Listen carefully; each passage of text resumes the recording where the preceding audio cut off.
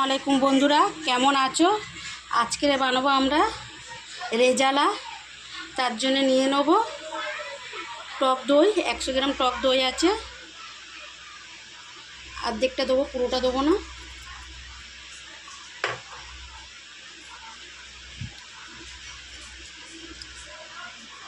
আদা বাটা, রসুন বাটা দিয়ে দিলাম।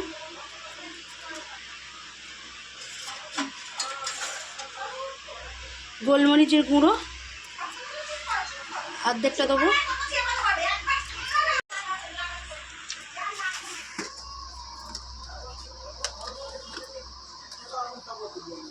এক চামচ দিয়ে দেবো লবণ। রেজাল্টটা পুরো সাদা হবে, না লঙ্কার গুঁড়ো না হলুদ গুঁড়ো পড়বে। ভালো করে ফাটিয়ে মাখিয়ে নেব।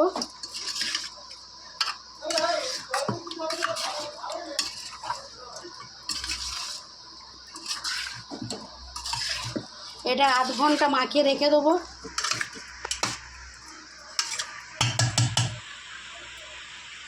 ভালো বানার জন্য রেজালাটা তো আমি দেখালাম যে সব মাখিয়ে রেখে দিয়েছি আধ ঘন্টা হয়ে গেছে মশলাটা পিছনে। এটা হচ্ছে গোলমরিচ, এটা হচ্ছে জিরে, এটা হচ্ছে এলাইচি, এটা হচ্ছে জয়ন্তী বিরিয়ানিতে সেই দেয় যেগুলো, এটা হচ্ছে গোলাপের পাপড়ি, এটা হচ্ছে স্টার, এটা হচ্ছে দালচিনি, এটা হচ্ছে লং, এটা হচ্ছে ধনের গুঁড়ো। এই পাউডারটা বাইনে নেবো রেজালার জন্যে। এটাকে ভেজে নেবো, সব ভাজা হয়ে তখন ভাজাটা হোক দেখিয়ে দিচ্ছি। দিয়ে দিচ্ছি কাজু, মিক্স করে নেবো। এটা হচ্ছে পোস্তদানা, এটা হচ্ছে টক দই আছে, টক দই দিয়ে একসাথে একটা মিক্সি বানিয়ে নেবো। এটা দিয়ে দিচ্ছি 4খানা কাঁচা লঙ্কা আর বড় সাইজের 3টে পেঁয়াজ আছে, মিক্সি বানিয়ে নেবো সব। জ্বালার জন্য বসিয়ে দিলাম কড়া গরম হয়ে গেছে। দিয়ে দেবো তেল,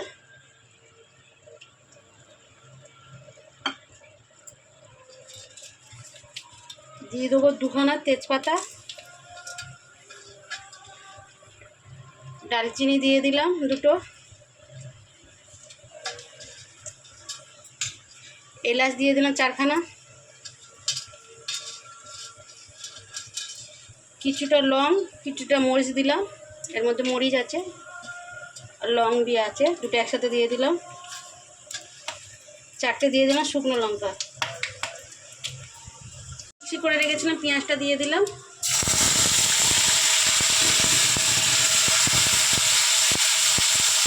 তেলটা অনেকটা গরম হয়ে গেছিলো বলে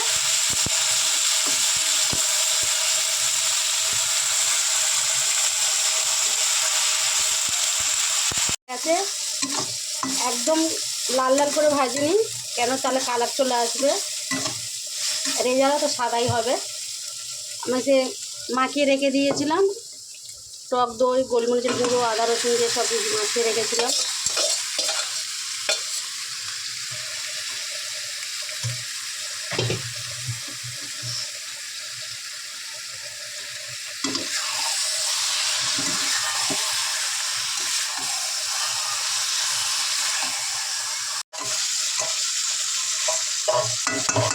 ঢাকা দিয়ে দেবো, জল ছাড়বে, খুলে দেখবো।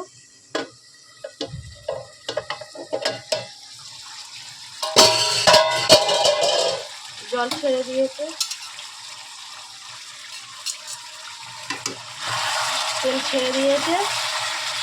আমি একদমই জল ব্যবহার করিনি এর মধ্যে।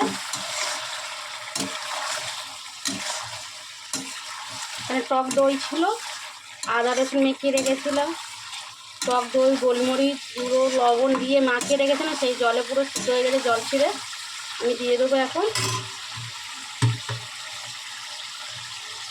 বাদাম, তো সেটা দিয়ে দিচ্ছি, কাজু বাদাম, পোস্তদানাটা দিয়ে দিচ্ছি।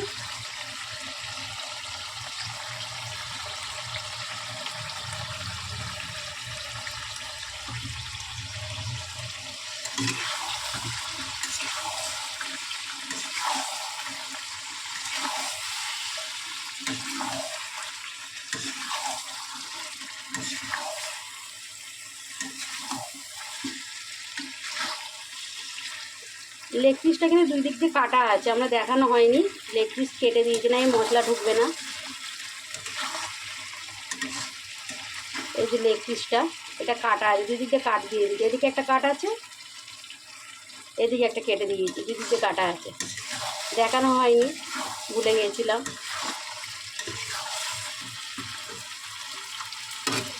এগুলো দিয়ে দেবো টক দই, টক দইটা ফাটিয়ে রেখেছিলাম।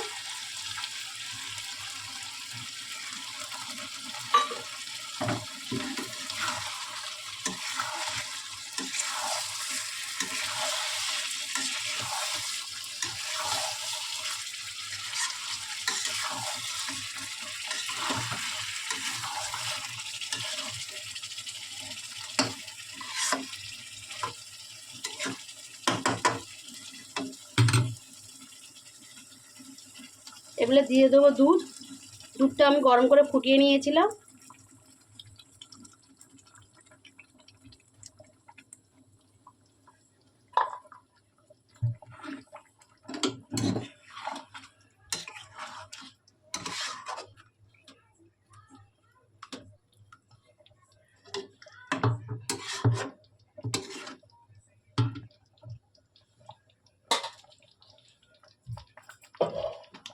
এগুলো ঢেকে দেবো।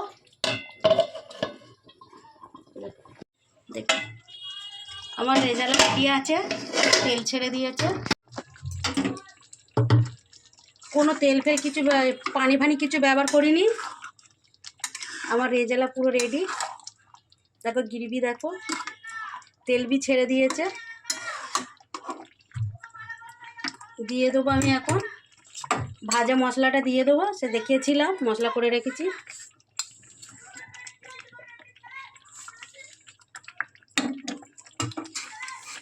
কাসুরি মেথি দিয়ে দেবো।